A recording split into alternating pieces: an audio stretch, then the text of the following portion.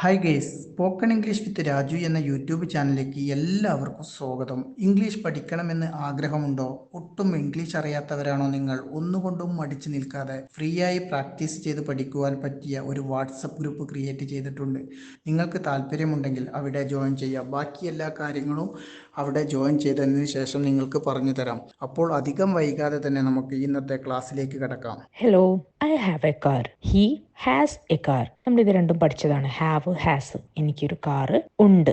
അവനൊരു കാറ് ഉണ്ട് അല്ലേ? എനിക്കൊരു കാർ ഉണ്ടായിരുന്നു എങ്ങനെ പറയുന്ന? I had A car. He had A car അല്ലേ? അതും നമ്മൾ പഠിച്ചതാണ്. Have, has, had.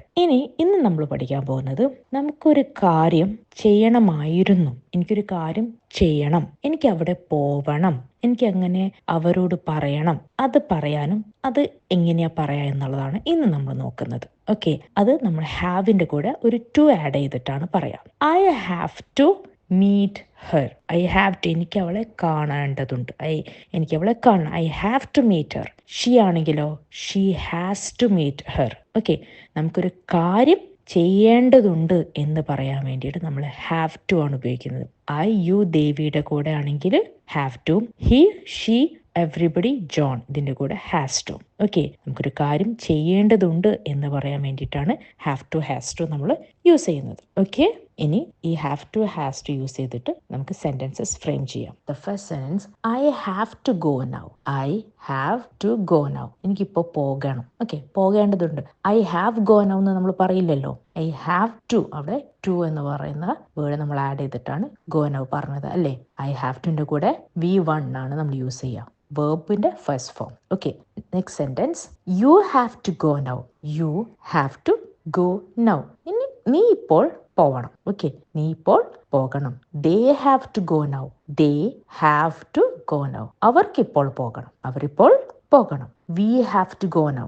V have to go now. നമ്മളിപ്പോൾ പോകണം. നെക്സ്റ്റ് സെറ്റ് ഒന്ന് ശ്രദ്ധിച്ചേ.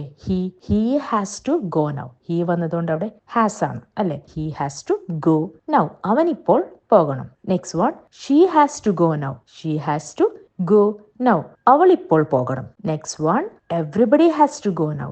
Everybody has to go now. എല്ലാവരും ഇപ്പോൾ പോകണം. Last one, John has to go now. John has to go now. Okay, now ഇത് നമുക്ക് നെഗറ്റീവ് ആയിട്ട് എങ്ങനെ പറയാം? അതായത് I have to go now എന്ന് പറയും. എനിക്കിപ്പോൾ പോകണമെന്ന്, എനിക്കിപ്പോൾ പോകേണ്ടതില്ല എന്ന് എങ്ങനെ പറയും? I don't have to go now. ഇതിൻ്റെ കൂടെ ഡോണ്ട് ആഡ് ചെയ്താൽ മതി അല്ലേ? എല്ലാ സെന്റൻസിന്റെ കൂടെയും അങ്ങനെ ചെയ്താൽ മതി. They don't have to go now. We don't have to go now. അപ്പം ഹീന്റെ കൂടെ എന്താവും? He doesn't have to go now. She doesn't have to go now. John doesn't have to go now. Okay, അവിടെ has ആണ് അല്ലേ? അതുകൊണ്ട് doesn't add ചെയ്തിട്ടാണ് നമ്മൾ നെഗറ്റീവ് ആക്കുന്നത്. Okay, next, it's a time to frame questions. Okay, നമ്മളിപ്പോൾ പറഞ്ഞത് പോകേണ്ടതുണ്ട്, ഇപ്പോൾ പോകേണ്ടതുണ്ട്, അവളിപ്പോൾ പോകേണ്ടതുണ്ട്, അവനിപ്പോൾ പോകേണ്ടതുണ്ട്, പോകണം എന്നൊക്കെ പറയാൻ വേണ്ടിയിട്ടാണ് ഹാവ് ടു ഉപയോഗിച്ച്. പോകേണ്ടതുണ്ടോ ക്വസ്റ്റ്യൻ ആണ് അല്ലേ? പോകേണ്ടതുണ്ടോ എന്ന് എങ്ങനെയാ ചോദിക്കുക? ഡു യൂസ് ചെയ്തിട്ട് നമുക്ക് സ്റ്റാർട്ട് ചെയ്തുകൂടെ ക്വസ്റ്റ്യൻസ് അല്ലേ? ഡു ആൻഡ് ഡസ് യൂസ് ചെയ്തിട്ട് ക്വസ്റ്റ്യൻസ് ഫ്രെയിം ചെയ്യാം. Check the first question. Do I have to go now. Do I have to go now. ഞാനിപ്പോൾ പോകേണ്ടതുണ്ടോ? ഞാനിപ്പോൾ പോകണം. Okay, next one, do you have to go now. Do you have to go now. നീ ഇപ്പോൾ പോകണോ? നീ ഇപ്പോൾ പോകണം. Third one, do they have to go now. Do they have to go now.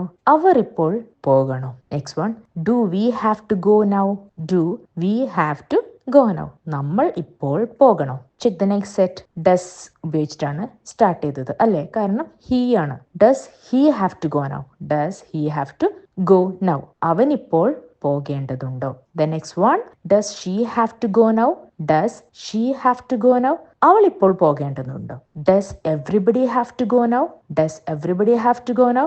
എല്ലാവരും ഇപ്പോൾ പോകണോ? Last one, does John have to go now. Does John have to go now. ജോൺ ഇപ്പോൾ പോകണോ? Next we are doing our translation task. Here are 10 sentences. 10 Malayalam sentences are translated into English. We'll have a look into the translation. The first sentence is here. അവൾക്ക് അവസാന പരീക്ഷയ്ക്ക് പഠിക്കേണ്ടതുണ്ട്. She needs to study for her final exam. She needs to study for her final exam. Second one, വരാനിരിക്കുന്ന അവതരണത്തിനായി അവർ തയ്യാറെടുക്കേണ്ടതുണ്ട്. She needs to prepare for her upcoming presentation. She needs to prepare for her upcoming presentation. Third one, എനിക്ക് meeting വീണ്ടും schedule ചെയ്യേണ്ടതുണ്ടായിരുന്നു. I had to reschedule the meeting. I had to reschedule the meeting. Fourth one, ചുമതലയെക്കുറിച്ച് നിങ്ങൾ വിഷമിക്കേണ്ടതില്ല. You don't have to worry about the task. You don't have to worry about the task. Fifth one, എനിക്ക് നാളെ ജോലി സ്ഥലത്ത് നിർബന്ധിത പരിശീലന സെഷനിൽ പങ്കെടുക്കേണ്ടതുണ്ടാകും. I have to attend a mandatory training session at work tomorrow. Mandatory എന്ന് പറയുന്നതാണ് നിർബന്ധമായിട്ടുള്ള ഒരു കാര്യം പറയാനാണ് മാൻഡേറ്ററി. അത് മാൻഡേറ്ററി ആണ് നമ്മൾ പറയാറുണ്ട് അല്ലേ. അപ്പം അത് ഓർത്ത് വെക്കുക. നിർബന്ധിത എന്ന് പറയുമ്പോൾ mandatory. I have to attend a mandatory training session at work tomorrow. Okay. Sixth one, report കാർഡിൽ അച്ഛൻ ഒപ്പിടേണ്ടതുണ്ടോ? Does my father have to sign the report card? Does my father have to sign the report card? Seventh one, സമയപരിധിക്ക് മുമ്പ് അവർ അപേക്ഷകൾ സമർപ്പിക്കേണ്ടതുണ്ടാവില്ലേ? Shouldn't they submit their applications before the deadline? Shouldn't they submit their applications before the deadline? Eighth one, business മീറ്റിംഗിനായി അവൾക്ക് യാത്ര ചെയ്യേണ്ടതുണ്ടായിരുന്നു. Did she have to travel for a business meeting? Ninth one, അനുവിന് അതിഥികൾക്ക് ഭക്ഷണം പാചകം ചെയ്യേണ്ടതുണ്ട്. Anu needs to cook food for the guest. Anu needs to cook food for the guest. Tenth one, the last one, നിങ്ങൾക്ക് പങ്കെടുക്കാൻ ഒരു മത്സരം ഉണ്ടായിരുന്നില്ലേ? Didn't you have a competition to enter or participate? Okay, എന്തും correct ആണ്. Didn't you have a competition to enter? Okay. ഈ ഒരു മെത്തേഡിലായിരിക്കും നമ്മളെ ട്രെയിനേഴ്സ് നിങ്ങൾക്ക് ക്ലാസ് എടുത്ത് തരിക. അപ്പോൾ നിങ്ങൾക്ക് ഇന്നത്തെ വീഡിയോ കണ്ട് ഇഷ്ടമായിട്ടുണ്ടെങ്കിൽ ചാനൽ ഇതുവരെ സബ്സ്ക്രൈബ് ചെയ്യാതെ വീഡിയോ കാണുന്ന ആരെങ്കിലും ഒക്കെ ഉണ്ടെങ്കിൽ ചാനൽ സബ്സ്ക്രൈബ് ചെയ്ത് സപ്പോർട്ട് ചെയ്യാൻ മറക്കരുത്. അപ്പോൾ ഇതുപോലെയുള്ള വ്യത്യസ്തമായ വീഡിയോസുമായി നമുക്ക് നാളെ കാണാം. എല്ലാവർക്കും നന്ദി, നമസ്കാരം.